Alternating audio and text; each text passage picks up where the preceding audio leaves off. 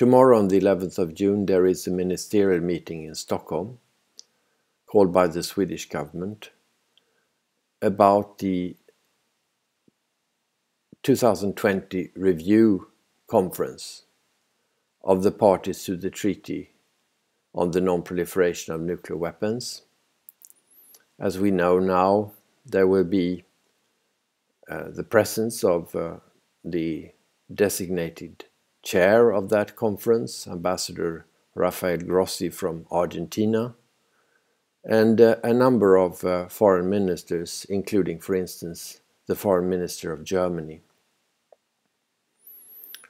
There is a paper which is not very well known to the public about this initiative, which I would like to talk about briefly for those who are interested in the substance and the background to the Swedish approach, which of course is very much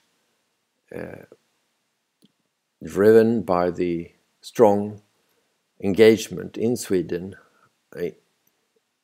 on the problem of nuclear weapons. But there is a specific idea behind it, which I have seen from the outside, not as a person working inside the ministry for the last months, but which I've read about and which I think is interesting for the current discussion about the nuclear issues. So the idea is to again try to apply a stepping stone approach, step-by-step approach, as outlined in this paper, put forward in New York to the third session, the third preparatory session of the conference in April by the Swedish Foreign Minister Wallström. The first part of the paper deals with the security context and the prospects for the NPT review conference, which many, of course, consider bleak given the lack of agreement on the way forward. So there is clearly a very difficult security environment, but in the Swedish view it's not enough just to say that we need to look at the conditions of moving forward, looking at the security environment as such, as proposed, for instance, in the American initiative in this area.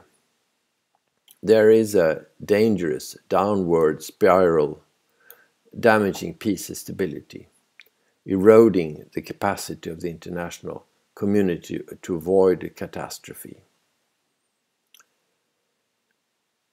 So, development has several dimensions. There is a dismantlement of the nuclear arms control architecture, which has served the international community well, particularly in a period after the Cold War, when some 85% of the 70,000 nuclear weapons which existed at the end of the Cold War were dismantled. Then we have the problem of Iran and the Iran deal, which is now being questioned by the United States. We have the Korean Peninsula discussion and negotiations between the United States and North Korea. And we have new nuclear weapons capabilities, including low-yield nuclear weapons, which might lead to a new generation of nuclear weapons. And we have, of course, political rhetoric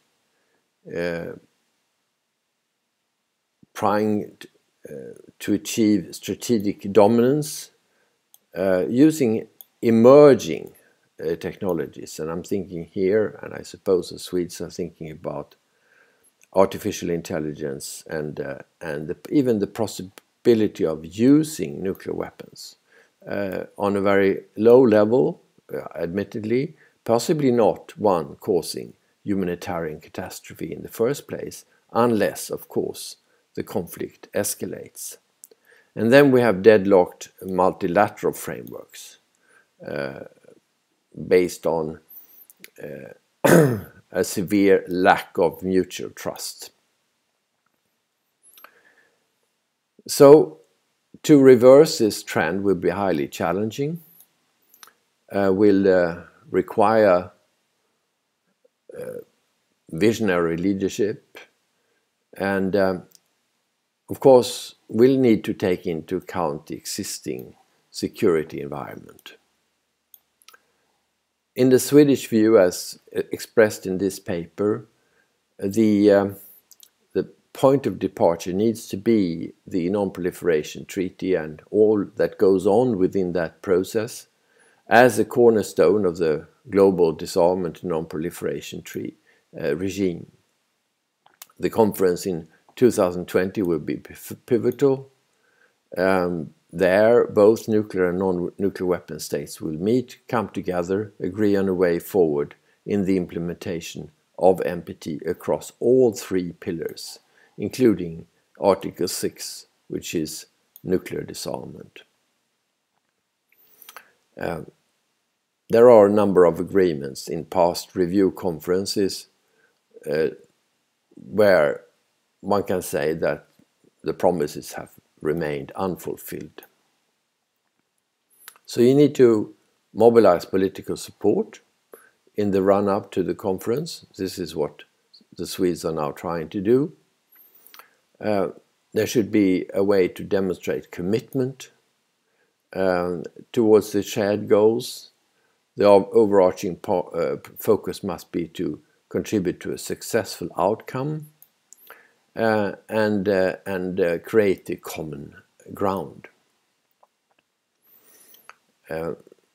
Meaningful progress needs to be made across all three pillars of the treaty, which means both in terms of the future of nuclear power as nuclear energy, of course non-proliferation as such, prohibiting proliferation of nuclear weapons to new countries, and disarmament.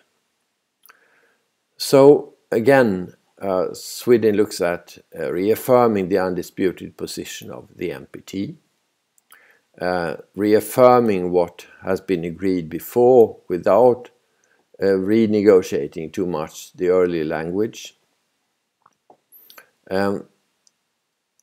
expressing clear determination against the notion of any nuclear use, focusing on the fact, which was agreed already during the end of the Cold War, that a nuclear war cannot be won and must never be fought.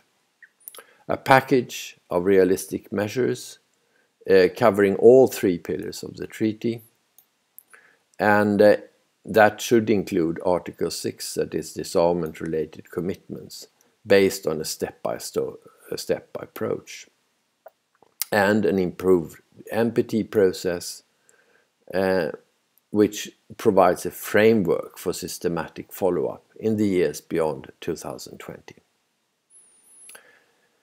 So a package containing elements along these lines would signal the essential intention to break the vicious circle. There is a need to break the vicious circle, and that in itself would be a very powerful political message.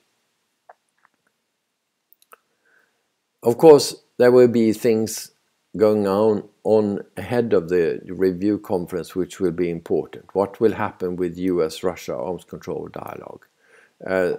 Of course, here one would want to see a long extension, or perhaps 5-year extension of the New START treaty, setting limits to strategic nuclear weapons between Russia and the United States, and start of negotiating a successor regime, hopefully encompassing both strategic and non-strategic weapons.